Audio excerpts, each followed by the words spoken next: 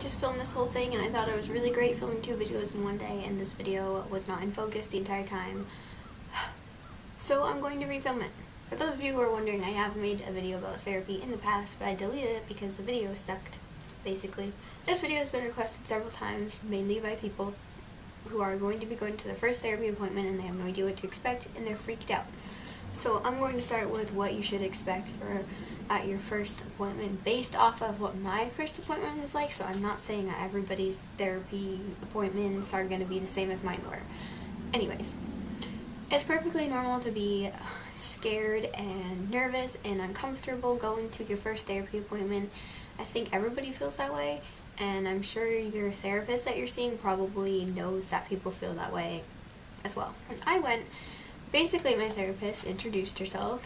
She asked me some questions. I don't remember exactly what all of them were, but some of them were, you know, like, have you ever wanted to harm yourself? Have you ever starved yourself? Stuff like that. And then also just some getting to know you questions like siblings, pets, hobbies.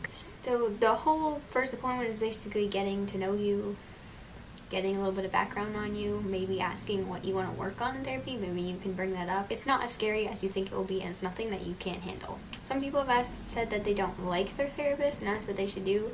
Well, if your therapist just really sucks for some reason, then I'd suggest finding a new one. But if it's just that you're still in the beginning of therapy and you haven't made a lot of progress, that's completely normal. It takes a long time to get better and work on your problems. I was in therapy for about a year. Some people are in therapy for several years. I'm sure I could have kept using it and still be useful for me, but I stopped going. So yeah, if your therapist really does suck, then go ahead and look for a new one. But if you're just worried that you're not making enough progress yet, that's normal and no reason to get a different therapist, in my opinion. The only top 2 tips I have are be honest with your therapist so that you can get the best help that you can get. And second of all, if you're anything like me, throughout the week, because I went once a week, I'd be like, I want to talk about this in therapy, I should really bring this up, I want help with this, and then I'd get to therapy and I'd just be like, I have no idea what I want to talk about. Like, I don't even know what happened this week. I have no idea what's going on. I don't know. That would pretty much be me. So my suggestion, which I should have done, is take notes throughout the week of what you want to talk about. Even especially if you're someone who has a hard time bringing stuff up, you could always just show your therapist the paper. That would work too. Just be like, this is a problem I have. Can we talk about this?